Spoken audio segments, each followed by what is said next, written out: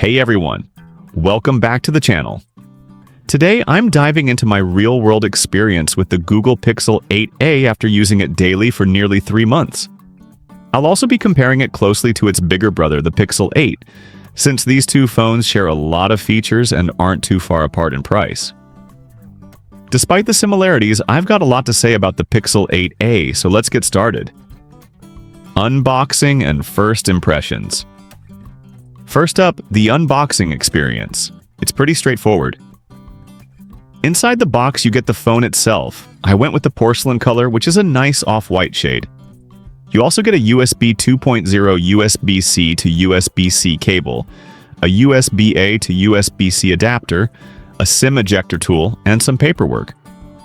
I also picked up one of Google's official Pixel 8a cases in coral. When I first unboxed the Pixel 8a, I had just spent about 6 months with the more expensive Pixel 8, so the differences were fresh in my mind. The first thing that stood out was the design. The Pixel 8a has a matte plastic composite back, which I actually prefer over the Pixel 8's glossy finish. It's more comfortable to hold and doesn't attract fingerprints, which is a big win for me. The rounded corners also add to the comfort factor. Case impressions. Speaking of cases, my initial thoughts on the official Pixel 8a case weren't great. Compared to the Pixel 8 case, it felt slippery and lacked the soft touch material on the inside. The buttons also felt a bit mushy. But after 3 months of use, the case has somehow improved, it's become grippier, and the buttons now feel clicky. It's like the case has broken in over time, which is a pleasant surprise. One nice feature of the case is that it allows the Pixel 8a to lie flat on a table, unlike the Pixel 8's case, which has a larger camera visor. The only downside is that the case has slightly less lip around the screen and camera, offering less protection. But after 3 months, my phone is still in perfect condition, so it hasn't been an issue. Build quality and display. Out of the case, the Pixel 8a feels sturdy, thanks to its aluminum sides and camera visor. It has a premium feel that belies its $500 price tag. Moving to the front, the bezels are quite noticeable by 2024 standards. At first I found them a bit distracting, but after a few days I stopped noticing them. The 6.1-inch 1080p display is excellent for the price, with a 120Hz refresh rate, though it's set to 60Hz out of the box, so make sure to enable the smooth display setting.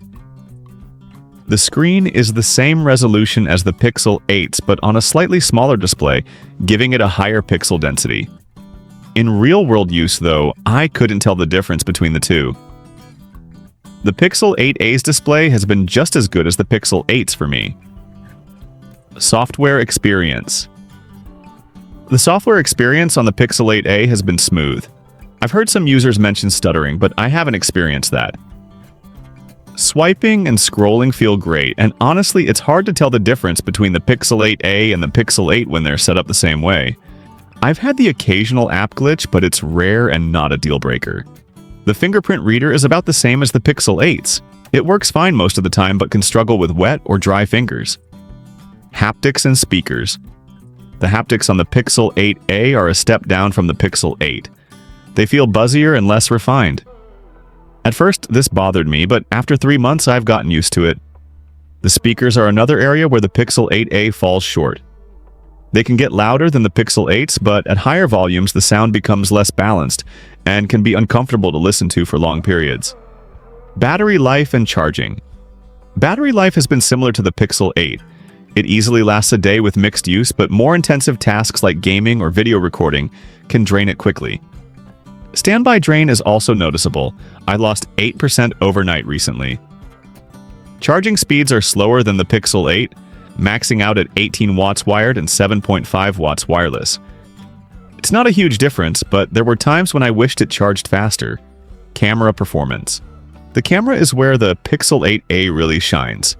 It uses the same 64-megapixel main sensor and 13-megapixel ultra-wide as the Pixel 7a, and it consistently delivers excellent photos with great contrast and accurate colors.